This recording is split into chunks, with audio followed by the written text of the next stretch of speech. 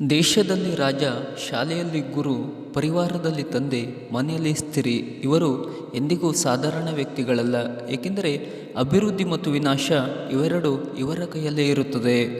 ಒಂದು ಮಾತನ್ನು ಯಾವಾಗಲೂ ನೆನಪಿನಲ್ಲಿ ಇಟ್ಟುಕೊಳ್ಳಿ. ಈ ಮುಖ, ಈ ಸೌಂದರ್ಯ, ಈ ದೇಹ ಎಲ್ಲವೂ ನಾವು ಸಾಲದಲ್ಲಿ ಪಡೆದಿದ್ದೇವೆ. ಸಮಯ ಬಂದಾಗ ಇವುಗಳ ಮಾಲೀಕನಿಗೆ ನಾವು ಎಲ್ಲವನ್ನೂ ಹಿಂದಿರುಗಿಸಬೇಕು. ಈ ಜೀವ ಹೋದ ಮೇಲೆ ದೇಹ ಅಗ್ನಿ ಅಥವಾ ಮಣ್ಣು ಪಾಲು, ವಸ್ತ್ರಗಳೆಲ್ಲವೂ ಅಗಸನ ಪಾಲು, ಹುತ್ತಿಟ್ಟ ಹಣವು ಧರಣಿಯ ಪಾಲು, ಸ್ವತ್ತುಗಳೆಲ್ಲವೂ ಮುಂದೆ ಕೂತ ಅತ್ತವರ ಪಾಲು, ಮಗನು ಹಾಕುವ ಪಿಂಡ ಕಾಗೆಯ ಪಾಲು, ಅರಿಯದ ಈ ಜೀವ ಯಮನ ಪಾಲು, ನೀನು ಮಾಡಿದ ದಾನ ಧರ್ಮ ಸೇವೆ ಮಾತ್ರ ನಿನ್ನ ಪಾಲು. ಕಾಣದ ಕೈಗಳಿಂದ ಸಾವಿರಾರು ಕುತಂತ್ರಗಳು ನಡೆದರೇನಂತೆ, ಮೇಲೊಬ್ಬ ಎಲ್ಲವನ್ನೂ ವೀಕ್ಷಿಸುತ್ತಿರುವನು, ನಿಮ್ಮ ಕಣ್ಣೀರಿನ ಎಲ್ಲ ಹನಿಗಳಿಗೆ ನ್ಯಾಯ ನೀಡುವನು.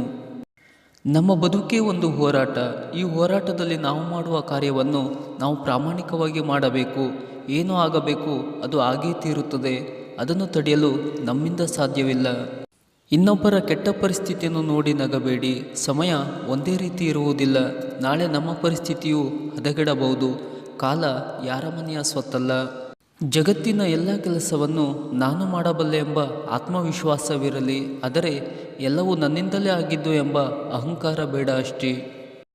ಈ ಥರದ ಇನ್ನಷ್ಟು ಸ್ಫೂರ್ತಿದಾಯಕ ಮಾತುಗಳಿಗಾಗಿ ನಮ್ಮ ಚಾನಲನ್ನು ಸಬ್ಸ್ಕ್ರೈಬ್ ಮಾಡಿ.